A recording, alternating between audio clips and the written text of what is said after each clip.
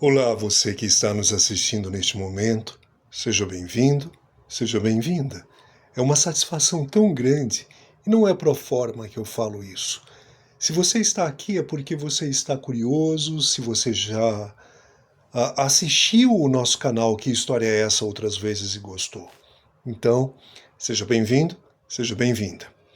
Vamos falar hoje sobre uma mulher. Em épocas de guerra, Hamas e Estado de Israel, vamos falar de uma judia.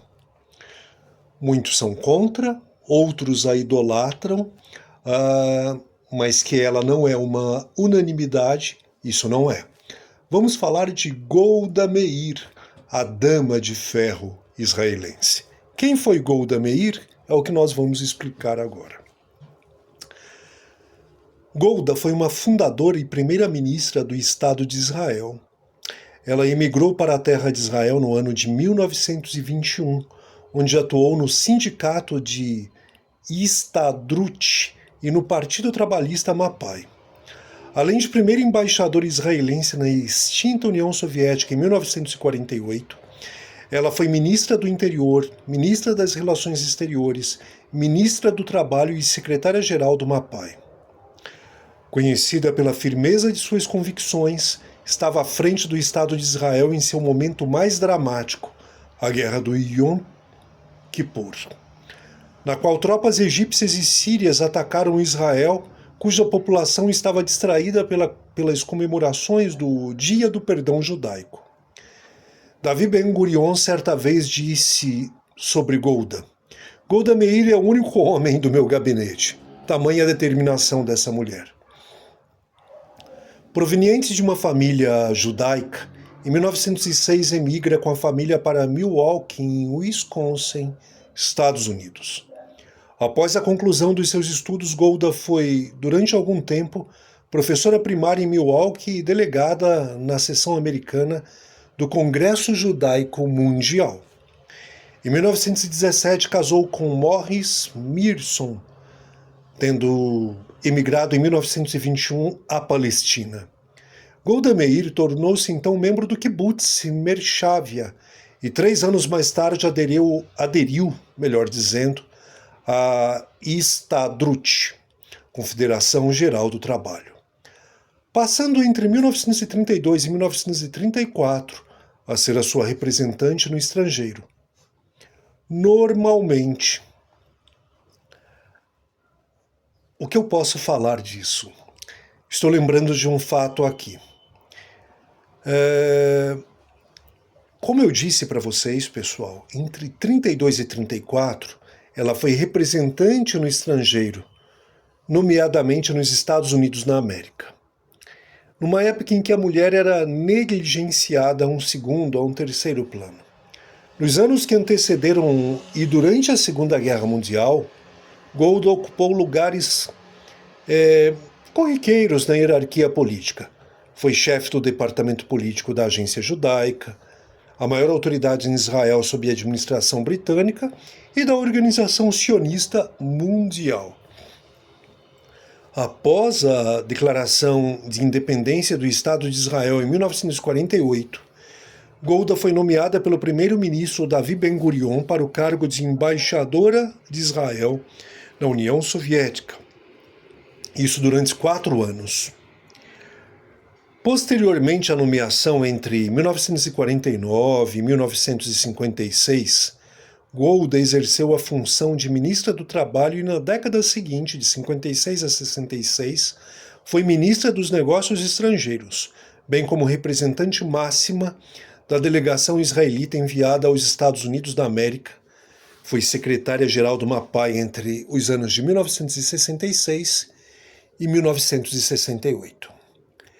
Desde a sua fundação, o novo Estado dotou-se de instituições democráticas.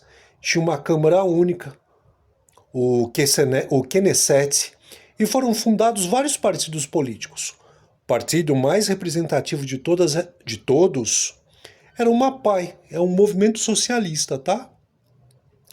Sob o impulso de Golda Meir, o Mapai, o Ahidut HaAvoda, União do Trabalho, e o Rafi, movimento de esquerda, fundiram-se em julho de 68, com o objetivo de formarem um partido trabalhista.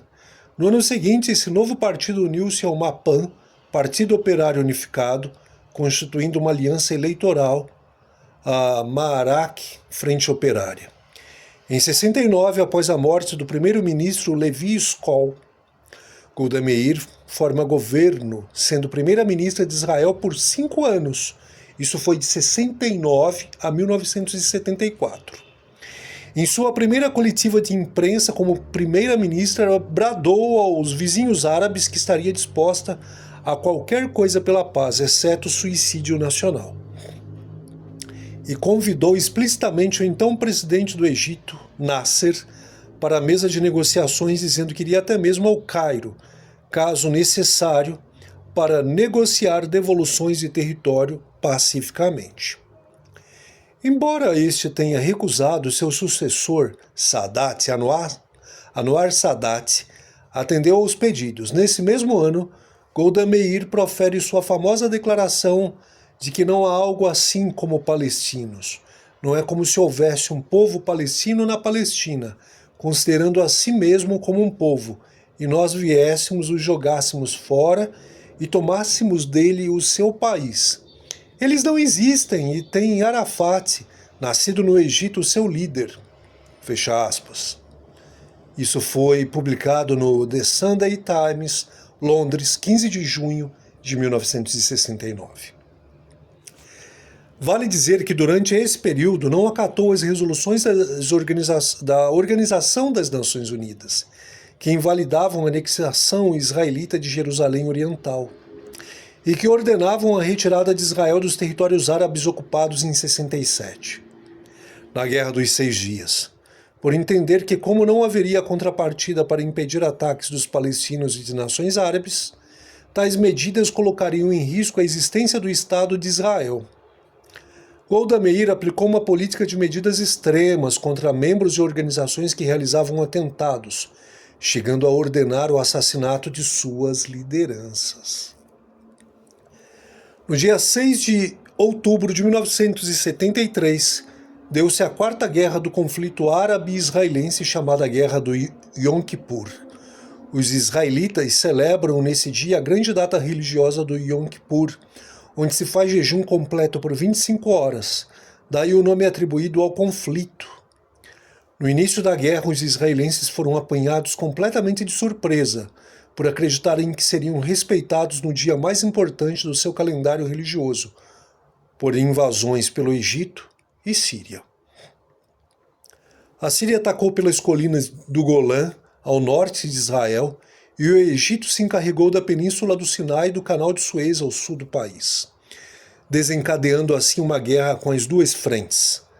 Os ataques árabes causaram enormes perdas às forças de defesa de Israel. Porém, após 3 semanas, as tropas de Israel obrigaram as tropas agressoras a recuarem. Penetraram com tanques e artilharia no território sírio e, precisamente, 32 quilômetros da capital Damasco, que teve seus subúrbios bombardeados, e a 100 quilômetros do Cairo, capital egípcia.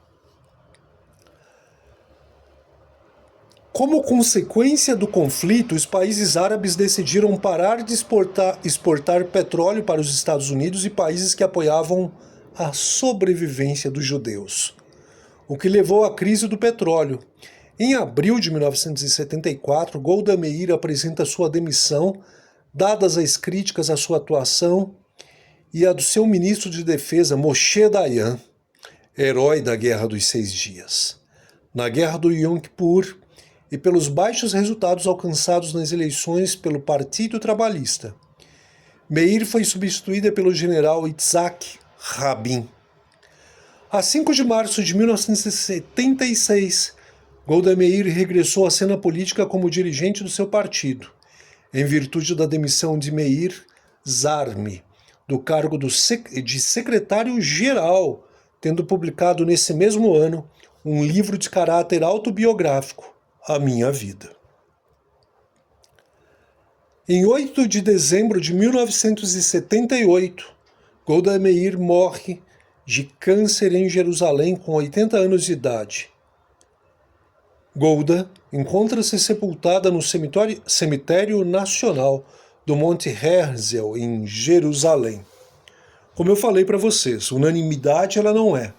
Boa ou má, deixe por conta dos comentários de quem está nos assistindo neste momento. Até o nosso próximo vídeo encontro e foi um prazer estar aqui com vocês.